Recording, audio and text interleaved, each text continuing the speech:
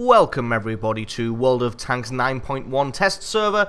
My name as always is Maxwell, and today we're going to be taking a look at the major changes to the Arctic region map.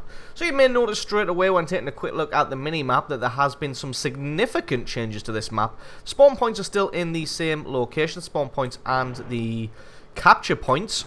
First things first, though, we're going to try. There's quite a lot to look at on this map, but we're going to try and get through it as quickly as possible, but whilst giving in-depth ideas whilst doing it. I'm going to try and do it in some kind of route that makes sense as well. First thing you'll notice here is this lovely elevated region here, and this is obviously for tank destroyers, and maybe you can get the artillery snuck in that cubby hole just there.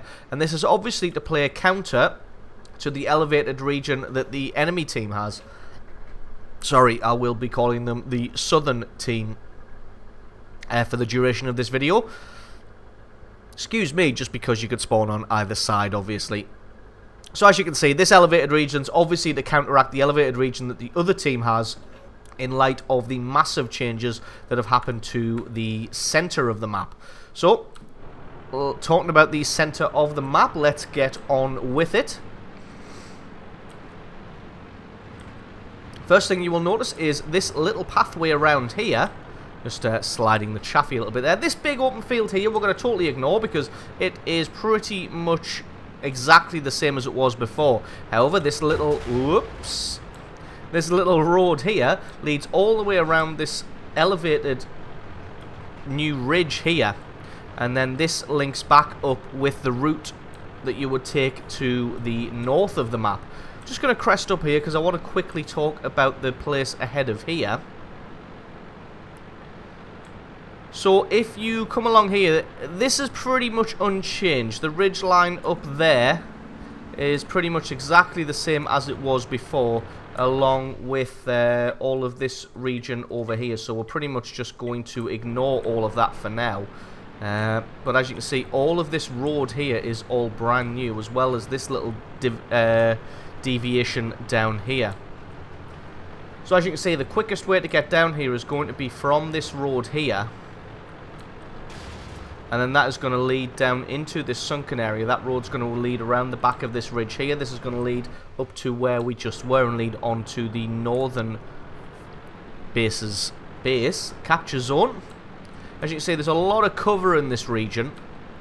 And there's another little path here that sneaks along the edge of the water line. Don't want to drop in there because we ain't coming back from that. But you can see, because it's so depressed and sunken into the terrain, that it is going to offer quite a lot of protection. The high sides of this thing are going to offer quite a lot of protection from fire. As you can see, you can crest up there, which leads to, on the face of it, it looks very similar to how the map used to look.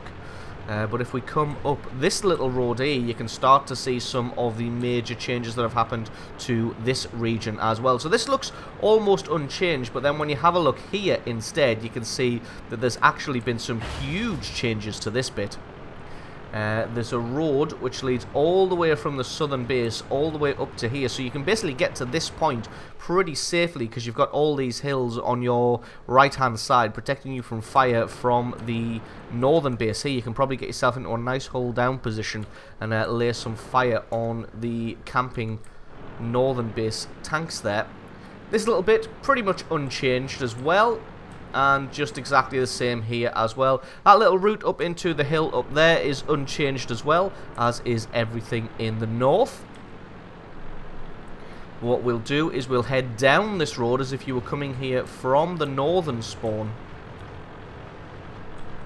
and then head around towards the southern base, so you can just take a quick look at that.